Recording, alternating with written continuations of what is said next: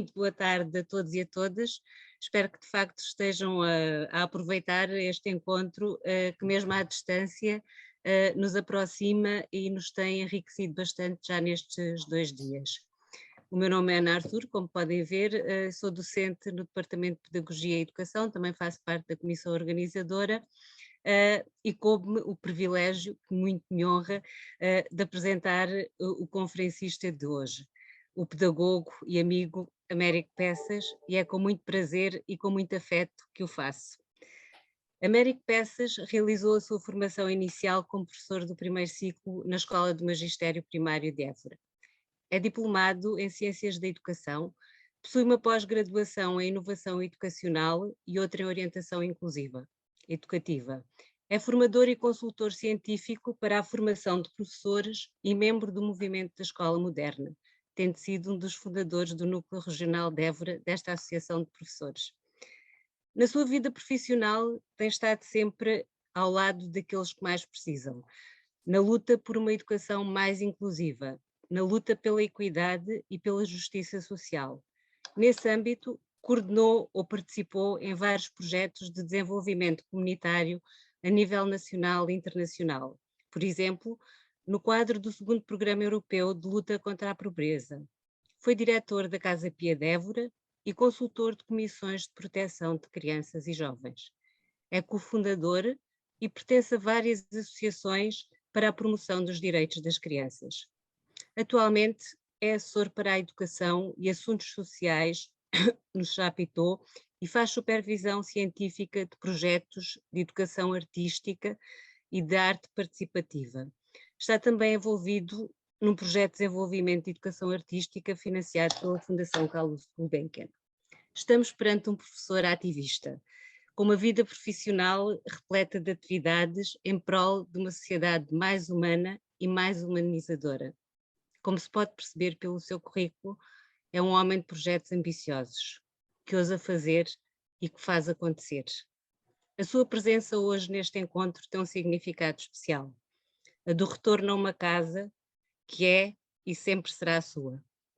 Américo Peças foi professor na Universidade de Évora entre 1995 e 2007, nos cursos de formação inicial de professores e educadores de infância, professores do primeiro ciclo e educadores de infância, e também naqueles cursos chamados complementos de formação destinados a professores já em exercício, no fundo na formação contínua, como formação contínua.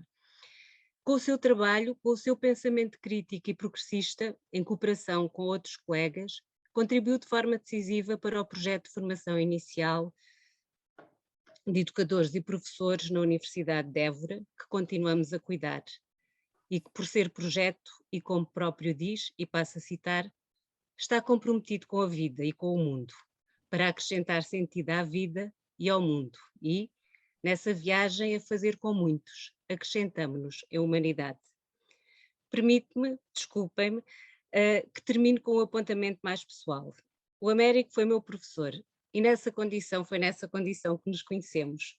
Estávamos em 1995, já foi há alguns anos, e ele foi e continua a ser o meu mestre.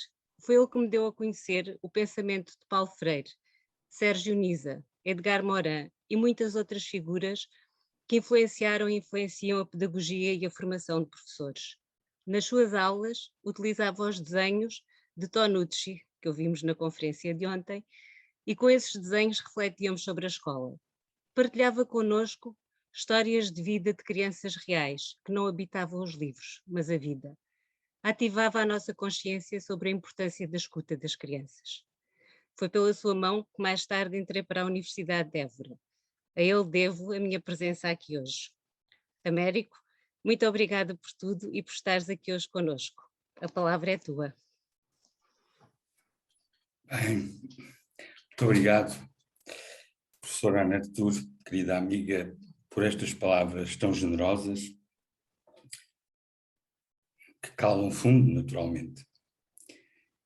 Eu estou muito honrado pelo convite que a comissão organizadora destes encontros me fez para neles participar. Permitam-me, por isso, também pessoalizar este agradecimento nas pessoas da professora Assunção Folk e da professora Ana Artur, que acabámos de ouvir, e peço-lhes que sejam embaixadoras desse agradecimento junto de todas as professoras e todos os professores do Departamento de Pedagogia e Educação, do Centro de Investigação em Educação e Psicologia da Universidade de Évora, empenhada, extraordinária equipa docente, com quem tive, durante 12 anos, o privilégio de aprender e cooperar. Gratidão, fecundas memórias e muita aprendizagem devo-as também a 3 professores que já partiram e que quero evocar. O professor António Neto, o professor Vítor Trindade e o professor Manuel Patrício. Perduram pelo que foram e assim nos enriquecem. E um ponto prévio, eu peço a vossa resiliência e boa vontade para a redundância do mundo que vos vou dizer. Essa redundância, afinal, é por um bom motivo. Resulta da excelência das falas, como dizem os nossos amigos do Brasil, da qualidade das experiências aqui partilhadas, que navegam, ainda agora a professora Isabel Bezelgo dizia, na crista da onda do estado da arte sobre os temas que aqui nos reúnem durante estes 3 dias. Eu sei que este convite emerge de 2 eixos. O eixo da amizade e o eixo da pertença. Sobre a amizade, nada mais direi, a não ser com as palavras que peço emprestadas a Tolentino Mendonça. Dos amigos, não esperando nada, esperamos tudo, na medida em que a sua existência nos permite existir. Já sob a pertença, que o ter sido docente da Universidade de Évora poderia justificar, eu prefiro conjugá-la em futuro e com a tensão do desafio que aqui nos une. A pertença convoca amplexo, abraço, acolhedor e uma nova ecologia. Mais amplexo, outra ecologia que nos desafiem sempre a pensar e a fazer universidade como experiência de exaltantes, vastos, plurais pertencimentos. Universidade como laboratório de amplas e inclusivas geografias do conhecimento, em que participam saberes e pessoas com vínculos institucionais, com papéis de natureza diferenciada, mas todos com relevância. A universidade justifica-se enquanto instituição aprendente. O professor Jorge Duó, da Universidade de Lisboa, doutorado em Educação, diz desta forma radical: o objetivo do ensino universitário é a cessação do próprio ensino. Aprender exige um fecundo fluxo de interdiscursividades, de diálogo puro, implicado com o viver autêntico. Só eles são condição de conhecimento e de avanço do mundo. E no encontro sobre formação de professores, nada é mais urgente, nada é mais fundamental do que sublinhar que só essa ecologia irradiante, marcada mais pela turbulência epistemológica do que pelo conforto de qualquer design curricular fechado, a priorístico, só essa ecologia irradiante, dizia, pode permitir as condições necessárias à formação do profissional de educação. A formação tem que ser projetada como um processo discursivo, dialógico, experiência permanente de comunicabilidade. Como nos dizia Foucault, somos seres de linguagem e não seres que possuem linguagem. Só nesta praxis transdisciplinar, orientada em permanência para a interpretação do real profissional, sustentada no compromisso ético e civilizacional com o avanço das escolas e das comunidades, é possível contrariar as redutoras práticas formativas comumente prisioneiras dos poderes corporativos e dos territórios disciplinares. Precisamos, estudantes e professores, em comum, de aprender a pronunciar as palavras que convocam o progresso, a justiça, a equidade. O desiderato primeiro da universidade é o de desconfinar a inteligência. Precisamos de mentes críticas para tempos críticos. Ou como sublinha numa síntese poderosa Philippe Mérieux, educação é a possibilidade de escapar a qualquer clausura. A criação de espaços de investigação e formação conjuntos entre escolas, forças vivas do mundo da cultura, da arte, da ciência, com a universidade, como tive o privilégio de acabar de ver nesta mesa de educação e cidade, permitirá aprofundar as epistemologias da formação docente na perspectiva colaborativa, dialógica e aberta que reivindicam. Este encontro é bem revelador que as universidades que o organizam compreendem bem a revolução paradigmática que nos apela. Falam-nos de um novo tipo de conhecimento, que só ele pode analisar e compreender os objetos plurais que constituem a praxis profissional docente. Uma formação para as literacias, uma formação para as legibilidades, em oposição à formação pelos conteúdos. Só neste processo matricial de indagação fecunda e de procura rigorosa que a universidade tem de ser, processo, aliás, em que estudantes e professores coincidem por inteiro, só assim é possível essa iniciação exigente da formação de professores e educadores. Melhor diríamos mesmo de transformação, porque é disso mesmo que se trata.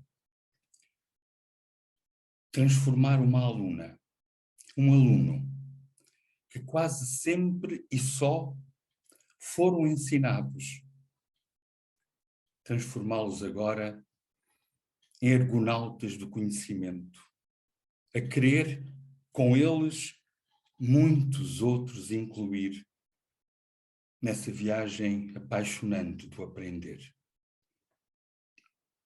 Ser educadora, ser educador, ser professora, ser professor, é aceitarmos aprender essa inquietude que se funda num compromisso generoso de uma atenção infinita ao outro, aos outros. E iluminar-se-nos a compreensão que tal só é possível em comunidade de afetos, em comunidade de princípios, em comunidade de procedimentos, em comunidade de práticas, em comunidade de discursos, em comunidade de aprendizagem.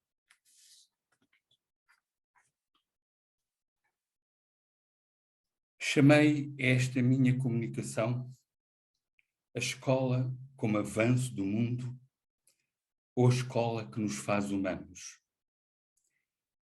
E quero identificar alguns dos principais cenários que reivindicam essa outra escola, questionam o sentido e a praxis pedagógica, refundam a relação educativa e, por isso mesmo, convocam as novas abordagens que defendemos para a formação de educadores e professores.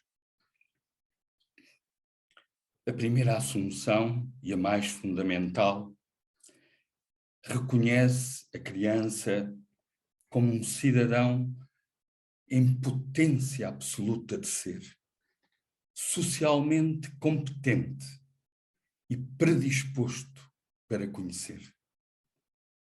Sérgio Nisa, meu companheiro, meu mestre, fundador do movimento da Escola Moderna Portuguesa, num escrito que já tem mais de 30 anos, já nos trazia a exortação de Rousseau no seu Emílio. Façam deles vossos semelhantes para que possam sê-lo de verdade. E constatava que chegar ao natural respeito pelos alunos impõe um longo e duro percurso de aprendizagem por parte de cada professor, para contrariar a influência corporativa do natural despotismo em que assenta a relação pedagógica comum. Precisamos, pois, da máxima coragem, da máxima atenção, de toda a lucidez para desocultar a cada momento o estatuto de menorização da criança nas nossas sociedades e, infelizmente, e sobretudo na escola. A agência, o discurso e a visão das crianças, a maior parte das vezes e em tantos contextos, são ainda acolhidos com comiseração, como ornamento, laterais exteriores ao fluxo central da praxis educativa e, o que é mais trágico, da tomada de decisões sobre as suas vidas. Assumir a criança como nosso semelhante pressupõe uma experiência comunicacional sustentada na reciprocidade plena, na relação humana autêntica. Porque a criança só se funda humana no diálogo criador com os que se assumem e ela assume como seus semelhantes. A segunda ideia é da crença absoluta na educabilidade de todos, sem subtrair um só a esta possibilidade. Assente nesse contrato societário que se funda na certeza de que a escola conta e os professores contam, sobretudo para os mais deserdados. Isso desafia-nos para compromissos de natureza política. O direito a todos terem escola e o direito a todos terem bons professores. isso desafia-nos para compromissos de natureza epistemológica e organizacional. O sentido da escola só existe se fundar uma organização de aprendizagem para todas as crianças. Isso desafia-nos para a dimensão ética da educação escolar, como ação capaz de desenvolver as potencialidades da vida, promovendo como centro da ação educativa a relação entre sujeitos mediados pelo conhecimento, como nos ensina Paulo Freire. Um terceiro desafio é a consciência de que há saberes de opressão e há saberes de emancipação. Ou de outra forma, há processos de acesso ao conhecimento que são colonialistas e redutores. E há processos de construção do conhecimento que são emancipatórios, como diz Boaventura Sousa Santos. A escola precisa a todo momento de se questionar sobre a relevância do currículo para a humanização dos sujeitos, aquilo que Edgar Morin também enunciou como de conhecimento pertinente. Uma quarta ideia-força é de que não há ensino. A única realidade cognitiva é o aprender. E aprender é uma realidade complexa, que contraria as visões enquistadas e errôneas de aprendizagem como progressão linear e acumulação. O conhecimento constrói-se, sabemos hoje, pelos trabalhos de investigadores como Rogoff, Lev, Wenger, só se constrói socialmente em processos vitais de vinculação e significação.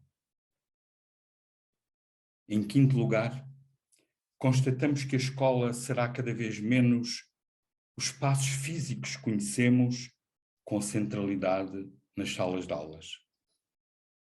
Será cada vez menos a relação entre um adulto e um grupo de aprendizes. O espaço público de educação, que António Nova nos fala, assumirá, por isso, maior relevância e determinará uma estrutura de rede mais difusa, mais participada e mais plural nos processos de construção do conhecimento. Como sexta premissa, verificamos como a revolução digital em curso está a alterar radicalmente a forma como os novos aprendizes leem, interpretam e aprendem o mundo, mas também como agem sobre o mundo.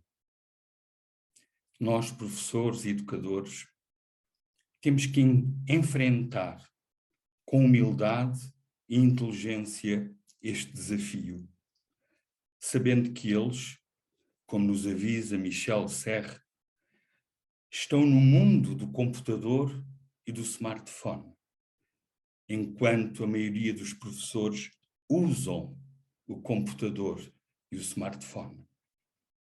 É uma diferença abissal, somada ao facto de que os poderosos, sedutores e eficazes meios tecnológicos usurpam, com benefícios inquestionáveis, há que dizê-lo, a função mais tradicional do ensino. Em sétimo lugar, tomamos consciência de que esta nova matriz de conhecimento convoca um tempo de profunda revolução na aprendizagem. Não se trata já de acesso à informação, mas de inteligência crítica e comunicacional. Já não elegemos um lugar único para aprender, mas inscrevemos cada vez mais as aprendizagens em redes multipolares e complementares, muitas vezes até saudavelmente divergentes. Já não podemos confundir o conhecimento como consumo, apanágio da escolástica. Antes o temos de identificar como criação e ressignificação cooperada em situação. Como oitava premissa, observamos que na educação escolar há uma zona de imprevisibilidade que alastra e que exige aos professores inteligência adaptativa e muito e rigoroso estudo partilhado. O que é novo é a velocidade com que o futuro nos chega, diz-nos o professor Poiares Maduro. Mas esta imprevisibilidade do futuro não pode aliar-nos do apego e da esperança nos valores éticos e políticos que têm que continuar perenes, permanentes, no sentido da escola. O amor ao conhecimento, a liberdade, a cooperação, a democracia, a construção da paz, a fraternidade humana. Uma educação sem esperança não é educação, diz-nos o professor Moacir Gadotti. É dessa forma que os professores podem tornar-se intelectuais, olhando o futuro. O nono desafio inspiro-me em Edénio Val, padre e filósofo brasileiro. E com ele desafio os direcionamentos da formação de professores e do ser professor, prescutando esses futuros que são já agora. O caminho fundamental é o caminho para as periferias, deslocando-nos do centro do poder dominante, das ideias dominantes, para o espaço do encontro. O direcionamento que urge é o que nos leva para as fronteiras, para as margens, para os limites, para o inesperado, o que pressupõe de nós, professores e educadores, uma lógica de despojamento de certezas absolutas, de certezas fechadas. Exige-nos o acolhimento do outro, do estrangeiro.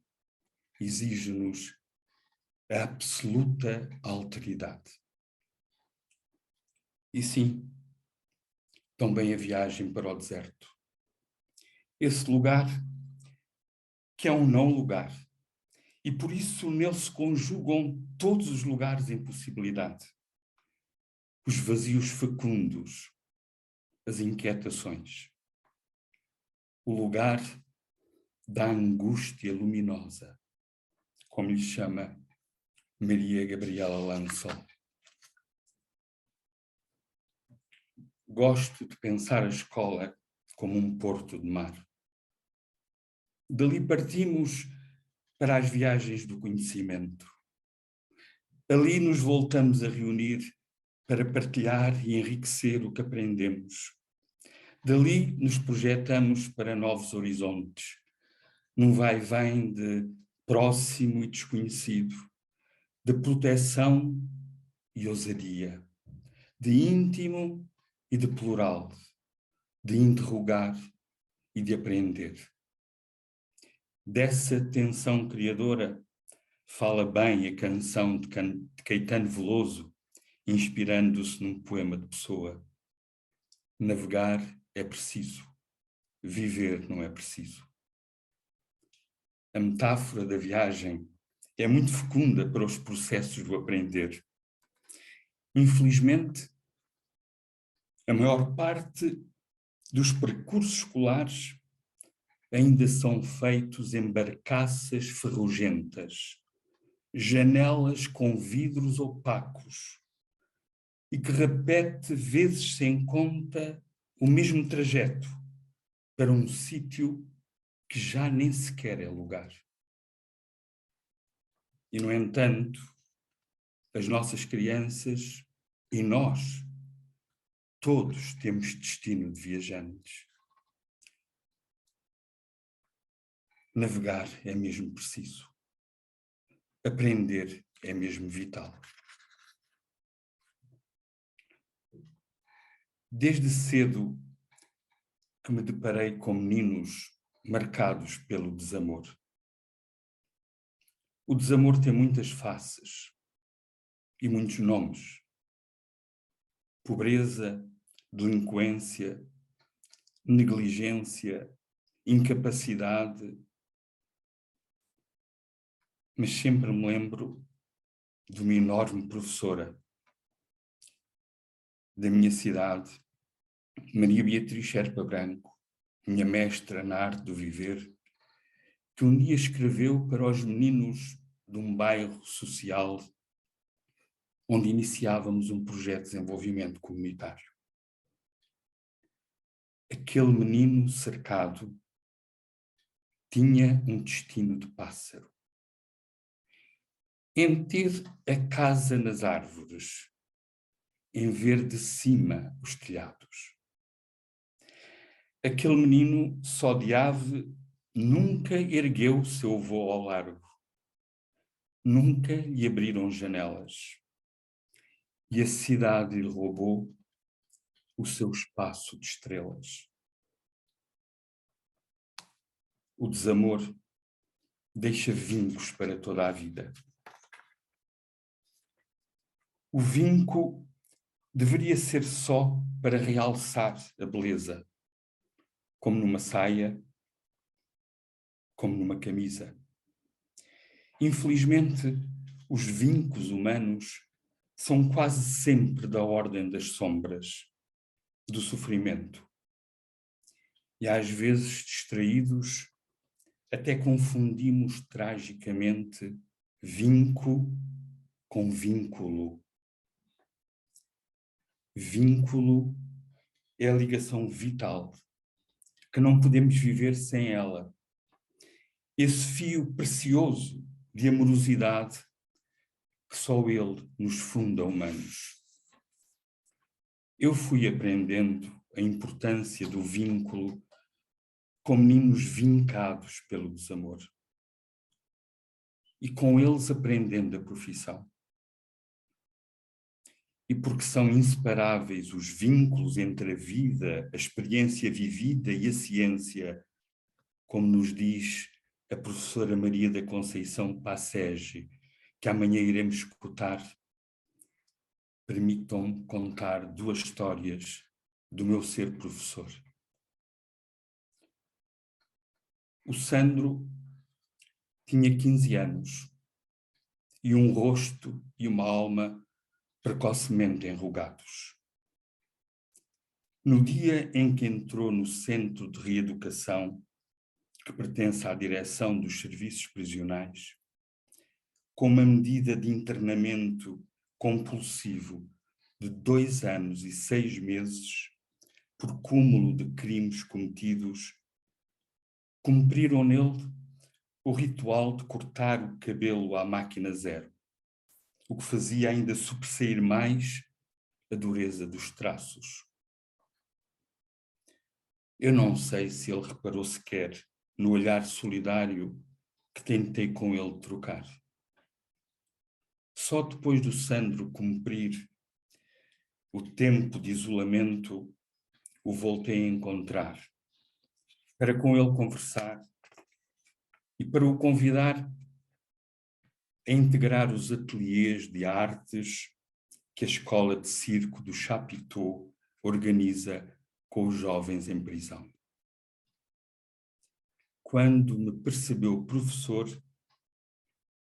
foi pior a emenda que o soneto, como costumamos dizer. Não quero nada. E fechava sobre si próprio,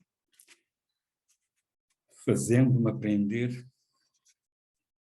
a lição de humildade que é a aceitação do limite do meu poder. O outro nunca pode ser reduzido ao objeto do meu desejo. Nunca pode ser reduzido a objeto do meu projeto. Esse nunca é o caminho. A possibilidade é sempre da ordem do poder na sua forma verbal, conjugada em diálogo, no plural, onde cada um, em comum, pode criar um espaço-tempo em que se institui pessoa. Mas esse percurso de humanização, que vai do ego ao alter, do fechamento ao amplexo, exige um tempo que, como sabemos, não é um tempo do relógio. É o tempo da afeição. Quer ir para os aéreos, desafiou-se um dia o Sandro. E foi nas alturas, no trapézio, que o Sandro se pôde reconhecer e ser reconhecido em positividade. E foi redesenhando o destino mal marcado, tecendo sobre a destrutividade do seu passado um manto de possibilidades infinitas. O Sandro saiu da prisão e foi para a Escola Profissional de Circo. Terminou o curso de Artes e Ofícios do Espetáculo. E vejam bem, a primeira apresentação pública do espetáculo que criou com o seu grupo de colegas, a que chamaram Atitude, foi na prisão onde tinha estado. Na tenda de circo que conseguimos instalar no espaço prisional. E disse-me: quero mostrar aos rapazes que podem mudar de beat. São muitas as variáveis que conduzem à irrelevância da escola na vida das crianças. Mas há sempre um fator que não podemos ignorar. Zangam-se com a escola porque muitas crianças e jovens ali não podem ser. Ali não podem existir. Porque muitos ali não contam, ainda que ali estejam. Porque não lhe permitimos ser pertença. Porque lhes é vedada a voz, o discurso, a agência. Porque ali não podem recolher significados. Porque não podem criar vínculos amorosos ao conhecimento. Não se fazem comuns. E é-lhes sonegada a possibilidade de ser com outros. Em 2016, tive a oportunidade de participar num fórum científico europeu sobre crianças e adolescentes que cometem crimes.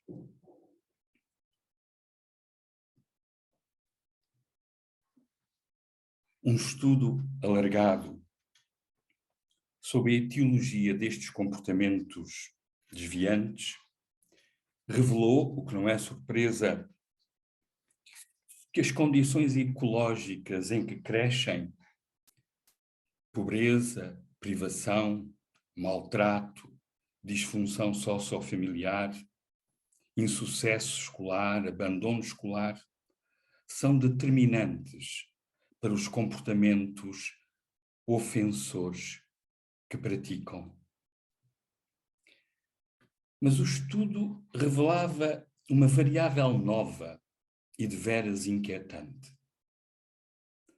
Muitas crianças e jovens disseram ter cometido crimes porque estavam boring, isto é, aborrecidas, chateadas, estavam podres, como ouço dizer a alguns dos jovens que cumprem medidas tutelares. O crime surge-lhes assim como alternativa para que se empurram na procura de que a vida tenha pica, que o cotidiano seja inundado de adrenalina.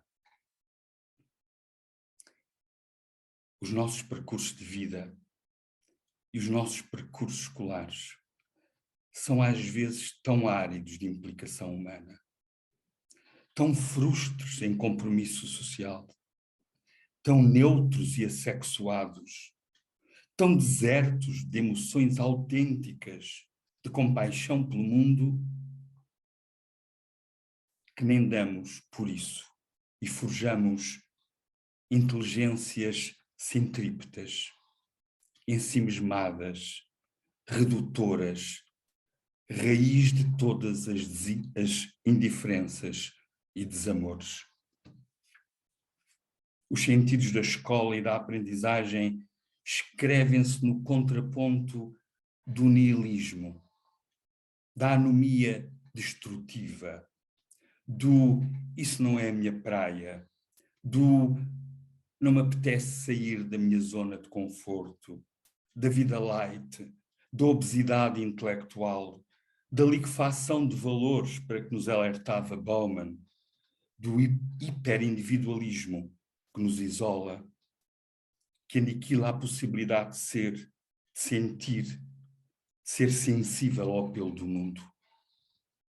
Paulo Freire, ainda, sempre ele, sem reservas, invoca o amor como condição de consciencialização libertadora. Se não amo o mundo, se não amo a vida, se não amo os homens, não me é possível o diálogo. Agora, a história do Rui sábio. O meu Rui tem graves compromissos cognitivos, fruto de abandono muito precoce e filho de uma relação incestuosa. Separam-no talvez meia dúzia de anos de mim. Foi meu aluno e meu mestre nos primeiros anos da vida profissional. E assim foi continuando ao longo da minha vida. Eu tinha a didática toda na ponta da língua. E ele ensinou-me que não valia para nada, porque era um pronto a vestir. E esse pronto a vestir não servia para cobrir a nudez feita de vazio, a nudez da feição. Parece paradoxal, mas numa vida sem tempo, sem passado que valesse e sem futuro imaginável, ele tinha uma obsessão por relógios. Foram os relógios que me salvaram, porque só aí, como professor, ganhei a sua consideração. Aprendeu a ler as horas comigo e dizia-me, com um sorriso de orelha a orelha: "Está a ver, professor, que eu não sou maluco?" Ficámos ligados para sempre. Porque o Rui é sábio como ninguém a cuidar dos poucos vínculos que tem nesta vida. Estive mais de 10 anos sem o ver, sem dele saber. Institucionalizado e dependente, mudou de lar para asilo, de centro de acolhimento para recolhimento. O ano passado descobriu num destes lugares para onde atiramos os desempoderados de tantas coisas. Ali, nos confins da Serra de Sintra, e foi um encontro emotivo que aguarda repetição assim que a pandemia o permitir.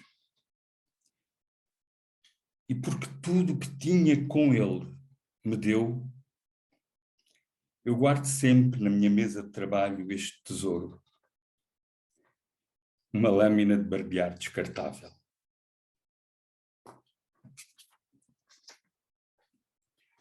Deus escreve direito por linhas tortas, diz o ditado.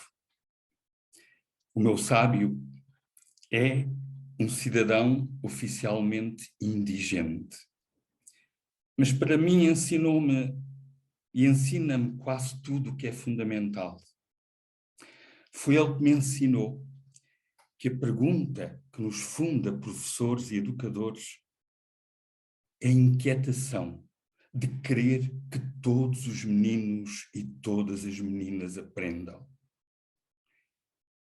E que a minha profissão, a nossa profissão, é como a de um fotógrafo, que mesmo em retratos e paisagens que aos outros surgem só escuridão e sombra, este fotógrafo consegue sempre revelar luminosidades.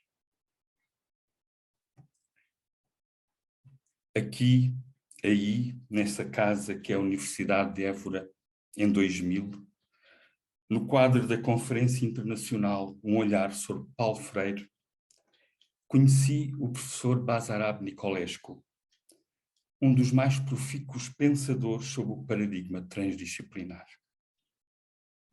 E com ele descobri Lupasco, um físico teórico da mecânica quântica, e a sua hipótese fecunda do terceiro incluído. Um dos principais impactos culturais da Revolução Quântica foi o questionamento do dogma filosófico contemporâneo de existência de um único nível de realidade. Na lógica aristotélica, B é B e não pode ser não B. Já na física das partículas, há paradoxos permanentes entre identidade e não identidade. Há outros níveis de realidade em que B é também não B. Daí a extensão para uma dimensão filosófica nova, que aponta para a possibilidade de existência de um terceiro incluído. Este terceiro incluído é o que nos pode transportar para um outro nível de realidade. É a epifania, o insight, o salto quântico, o estalo do Padre António Vieira. Em toda a minha longa vida profissional, tem-se vindo a sublinhar a ideia que a hipótese mais poderosa de se constituir como terceiro incluído e de nos transportar para outro nível de realidade na relação pedagógica é a afeição. Só a afeição pode inspirar-nos a vencer o medo e a sair da caverna em que nos tornamos prisioneiros de estereótipos, de etnocentrismos, de certezas, de ensimismamentos, de exclusões. Assentando na alteridade, no reconhecimento do outro e na assunção do outro em mim e de mim no outro, a afeição puxa-nos para a superação. Abre para a infinitude do vínculo criador que renova o mundo. Sabemos que a afeição é da mesma natureza do conhecimento, da escuta e do diálogo. A afeição não floresce na ignorância ou no autoritarismo. Nunca é de natureza descendente, exclui níveis e não visa nivelamentos. A afeição não se exerce sobre alguém. A afeição convoca-nos para esse espaço de transcendência onde cada um pode ser o expoente de si com o outro. Esta qualidade da afeição, entendida na sua essência da morosidade emancipatória, negando, portanto, qualquer sentimentalismo redutor, este querer no outro, a emergência do que ele tem de melhor, é muito poderosa no ideário pedagógico. Não saberia definir a afeição. A afeição, como o amor, precisam de interpretação permanente, de ressignificação, de refundação. A morte da afeição e do amor é quando a banalizamos ou reduzimos a sentimentalismos, a estados da alma, quando a fixamos num cânon, porque a afeição, como o amor, é sempre de ordem generativa. Não a sabendo definir, também me fogem os instrumentos, se os houver, para formar professores e educadores nessa potência de ser, invocando aqui Spinoza. Mas Spinoza acrescenta que a potência do agir surge unicamente da potência de compreender. Então, sim, havemos de saber aprender a afeição. Se a compreendermos como a arte de tecer a vida, de edificar livre e relevante para nós e para os outros. Muito obrigado.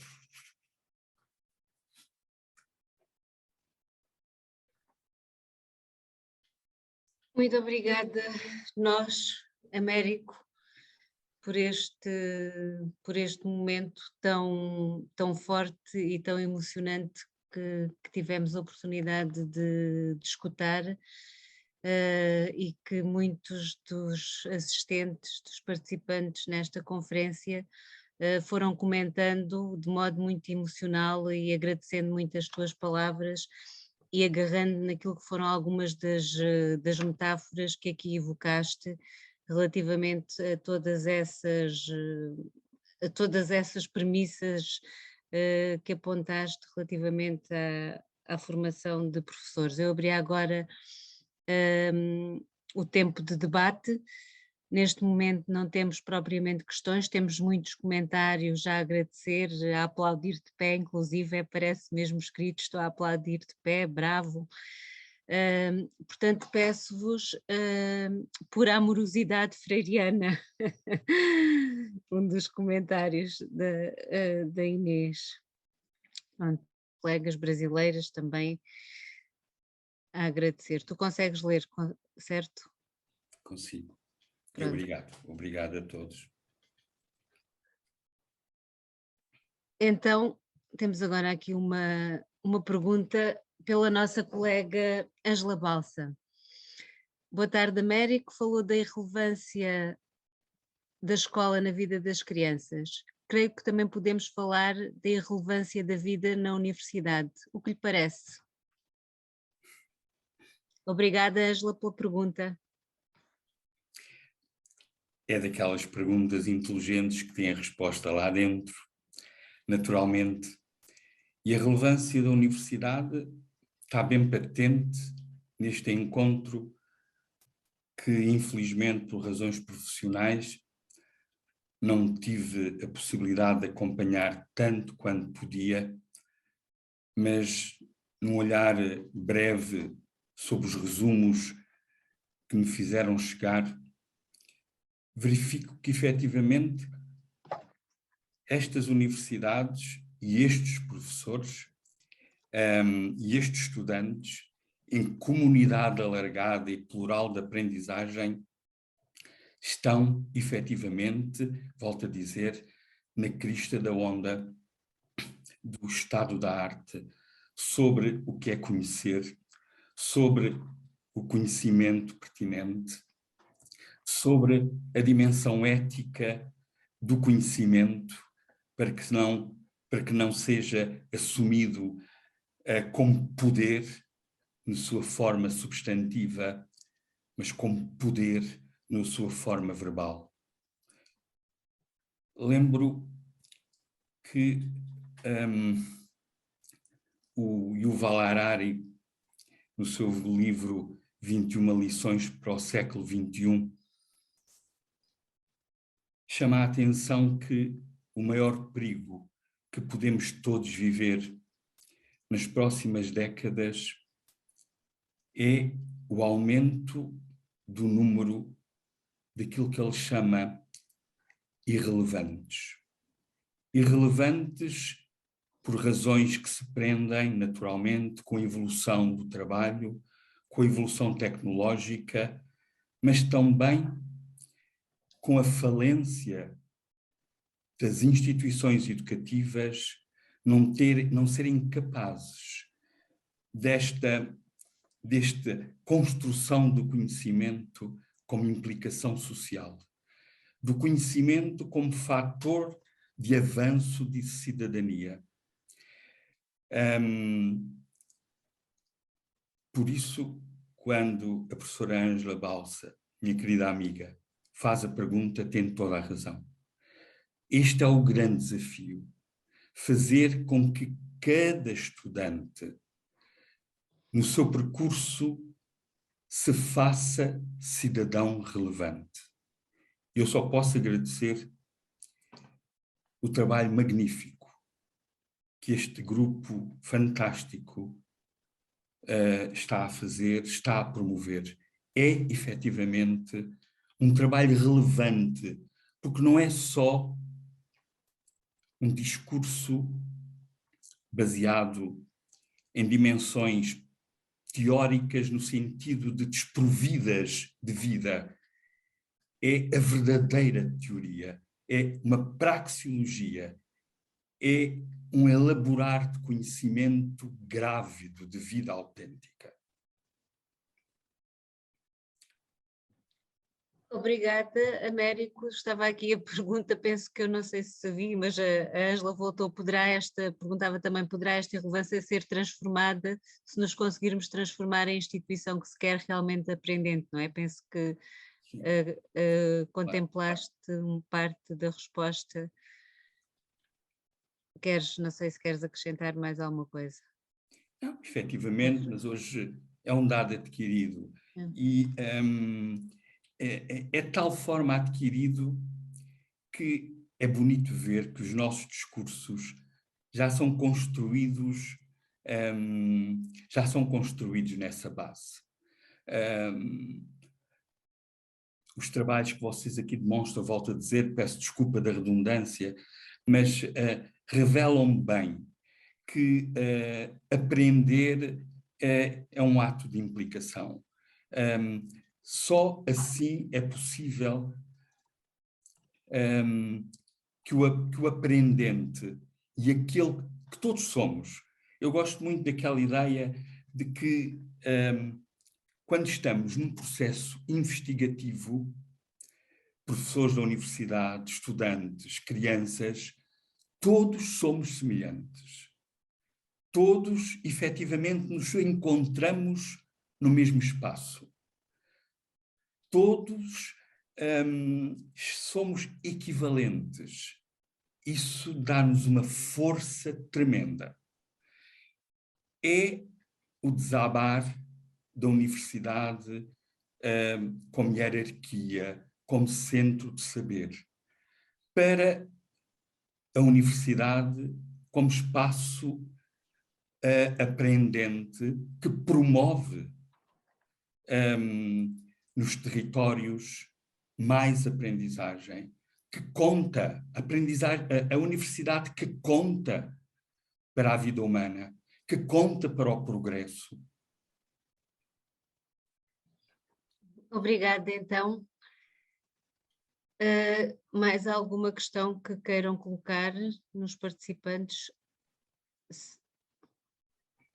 Tens também aqui uma mensagem da professora Conceição Passegi, que também esteve a assistir e que diz que é com grande prazer que escutou e aprender convosco é transcender.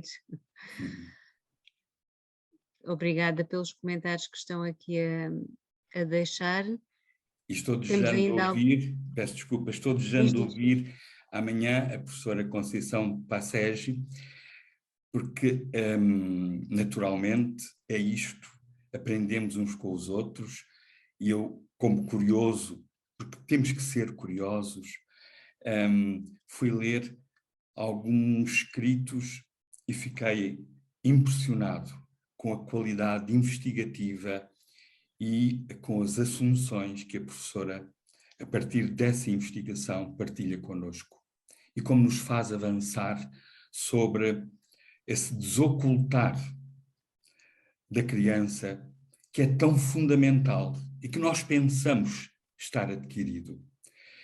É bom percebermos que a escola é das instituições mais fechadas e mais atrasadas no reconhecimento da voz, do discurso, da agência da criança. Obrigada, Américo. Só dar aqui, relembrar, os colegas estão a relembrar, a professora Conceição Passegi vai falar no sábado, é mesmo na parte Peço final. desculpa. No Não, sábado. não tem. Sábado. Exatamente. Antes do encerramento. Ainda há um tempinho para alguma questão que queira ser colocada. Eu acho que deixaste toda a gente muito emocionada e levamos sempre todos grandes abanões quando ouvimos as tuas palavras, não é? E de facto, este cair na realidade e numa realidade e falar de uma realidade que nos toca, pronto, de forma muito, muito intensa. Aqui também um comentário da São Canivete. Obrigada, Américo, por nos provocar, dando-nos a mão por se nos entregar com os seus pensamentos traduzidos em palavras que são poesia e que nos oferecem amor, que nos ilumina neste caminho. Temos aqui mais uma questão. Obrigado. Da Assunção Folk. Américo, o que é que farias diferente do que fizeste quando aqui trabalhaste connosco? Obrigada, Assunção. Não teria saído ao pé de vós. Pois é. Vocês são um grupo de gente extraordinária. Não digo isso naturalmente com saudade, mas como vos acompanho, tenho este privilégio de mantermos uma relação muito próxima, mas foram tempos e continuam a ser exaltantes. E ver que as ideias que partilhávamos na altura, essa turbulência epistemológica, como há pouco dizia, essa inquietação que a Universidade de Évora, o Departamento de Pedagogia e Educação, o Centro de Investigação em Educação e Psicologia conseguiram multiplicar, fecundar.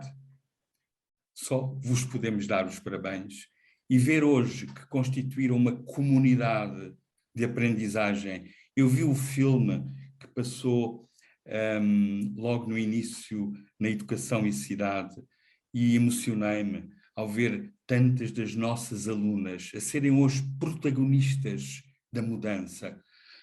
Que mais pode querer um professor que ver que os seus estudantes, aqueles com quem partilhamos o que sabemos, mas sobretudo o que somos.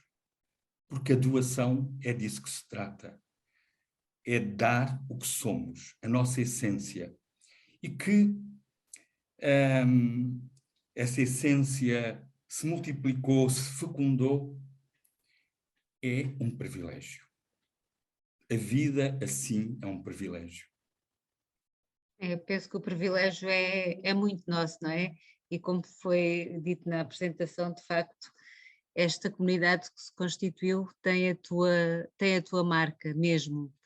Temos aqui um comentário de Conceição Leal da Costa. Muito obrigada, Américo, por tudo o que pensei ao escutá-lo. Aprender com a vida dos outros, será possível? Pareceu-me que sim. Mas como demolir muros internos, sobretudo desconhecimentos, e aprender com tantos estranhamentos que temos dificuldade em encontrar? Pois eu acho que vocês encontraram a única solução possível perante esta imprevisibilidade, perante este tempo de espanto, perante este avanço tão rápido do tempo. E a solução que encontraram é a única possível. É o reconhecimento da humildade, o despojamento das certezas e a construção do diálogo em comunidade, de modo a, dessa forma, como há pouco eu dizia, em comunidade de afetos, em comunidade de discursos, em comunidade de aprendizagem, avançarmos. Eu, pessoalmente, e com toda a humildade, não conheço outro método. Por acaso, deixa-me só, é rápido. Ontem eu participei num encontro sobre também sobre formação. Mas é formação a nível geral, não formação de professores. E então ouvi um senhor formado em gestão de empresas que apresentava de uma forma intensa, quase evangélica, que me perdoem se firo alguma suscetibilidade religiosa, o novo modelo formativo da Pensilvânia, a gamificação. E a gamificação, explicava ele, é esta ideia de tudo tem que se aprender na forma do jogo, na forma da competição, na forma, no fundo, quase do velho behaviorismo, que se tu consegues tens um prémio, se não consegues perdes uma vida. E por isso é tão salvífico estar aqui e percebermos que a formação é tão este tocato lá, entre humanos, feito de autenticidade, onde não precisamos nos esconder atrás de modelos, de grelhas, de soluções prévias, mas onde, olhos nos olhos, a contar as histórias da nossa profissão, as histórias do que sabemos fazer, as histórias do que conseguimos, as histórias também do que não conseguimos, que é este diálogo vivo que pode efetivamente ser o espaço de qualidade, ser o espaço de emergência de um futuro que queremos todos seja um futuro de fraternidade, um mundo de cooperação e onde a escola seja vista como relevante, não para estar à frente. A escola nunca esteve à frente. Não vale a pena essa ilusão, mas ao menos estarmos a par das instituições de cultura, das instituições artísticas que, com os seus modelos de cooperação, de rede, de indagação, de espanto, efetivamente marcam a nossa contemporaneidade e desenham um futuro com futuro. Obrigada por mais esta interpelação que nos foi feita depois de ser interpelado e deste diálogo que se vai constituindo. A professora Assunção há pouco chegou aqui uma outra questão da Maria Inês Barreto Neto, que está no Brasil, mas que está aqui a fazer o doutoramento na Universidade de Évora. As afetividades subjetivas também devem integrar os escritos formativos docentes? Como conciliar com o aspecto público desses escritos? Queres que repita? Eu queria, sim, eu queria. Está bem, sim, para poderes apontar. Então, posso? Sim, acho bem. As afetividades subjetivas também devem integrar os escritos formativos docentes? Uma pergunta. Como conciliar com o aspecto público desses escritos? Bem, eu não sei se sou capaz de responder a essa pergunta.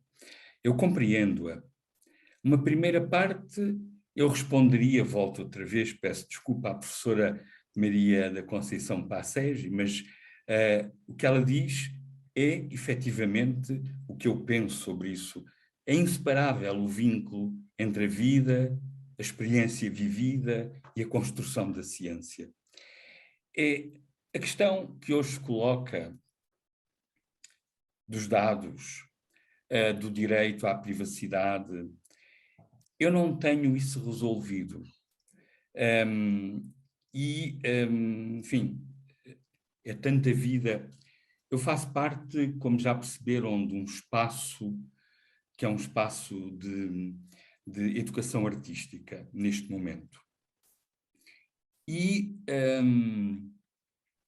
estamos sempre a viver este paradoxo, este dilema. A arte é para ser partilhada, porque senão a arte em si mesmada é uma contradição. A arte tem esta dimensão do amplexo. E, por exemplo, os nossos alunos, os que são menores, fazem espetáculos. E só o espetáculo é que tem sentido. Por exemplo, estes meninos e estas meninas que estão na prisão. Nós temos que lhe garantir, naturalmente, o direito à privacidade.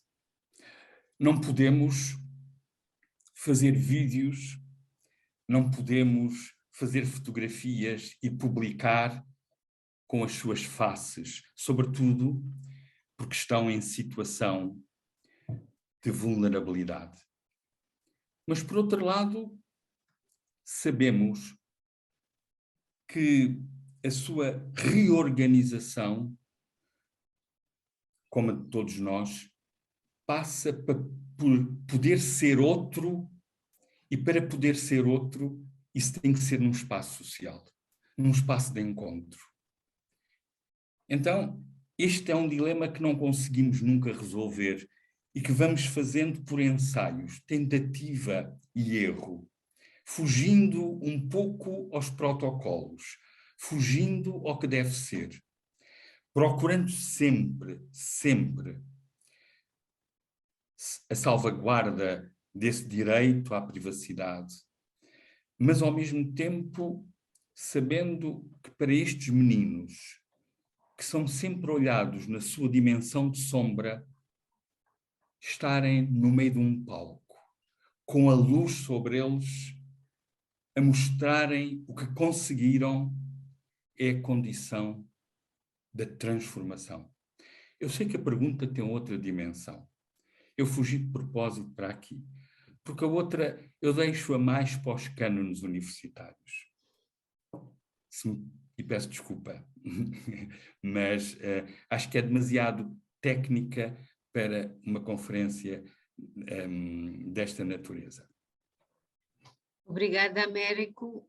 A Inês depois poderá discutir connosco essa questão, mas que o Américo também, ele, pronto, não quis, mas penso que partilhamos muito dessa ideia sobre a escrita partilhada ou não, não é? Neste momento não estou a ver mais questões aqui no espaço de questões. Estamos mesmo a aproximar-nos da hora, também iniciamos o debate mais cedo. Vejo aqui, aproveito para ler uma mensagem da Inês Filipe. Obrigada, Américo, pela comunicação tão emocionante e de tantos saberes que nos ofereces e das inquietações que renascem em nós em cada comunicação que nos fazes. Não havendo mais questões, agradecemos imenso, muito, muito, muito, muito, muito a tua presença. Esta casa, como disse, é tua, e que bom foi ter-te aqui ao nosso lado hoje, e olhos nos olhos, ou lentes nas lentes, e partilhar esta tua fala com o outro lado do Atlântico, e penso que isso foi muito enriquecedor. Beijinhos nossos mesmo, grandes abraços. Apareceu aqui uma questão, deixa-me abrir. É a Inês Barreto, mesmo assim gostei e agradeço pela resposta. Obrigado. Portanto, não ficou completamente fraudada, não. E pronto, obrigada a todos aqueles que participaram. Américo, contamos ter-te mais vezes connosco, virtualmente ou online. Estão a mandar, não estão a fazer perguntas, mas estão muita gente a mandar-te beijinhos. Obrigado. A Isabel Zelga também manda beijinhos. Portanto, neste momento é abraços e beijos com que fechamos esta conferência, com o afeto que nos liga desde há muitos anos e que tu sabes e que nós também o sentimos. Obrigada a todos. Lembro que amanhã vamos continuar com o nosso programa, que está disponível no site, no FEPUE, que todos têm ao vosso dispor. Lembro também que podem ir ao Padlet, aceder ao Padlet e ver os pósteres que estão expostos e poder fazer comentários. Obrigada mais uma vez, Américo, uma grande gratidão para contigo. Obrigado. Fica bem. Obrigado. E até breve. Obrigada a todos e até amanhã. Até amanhã.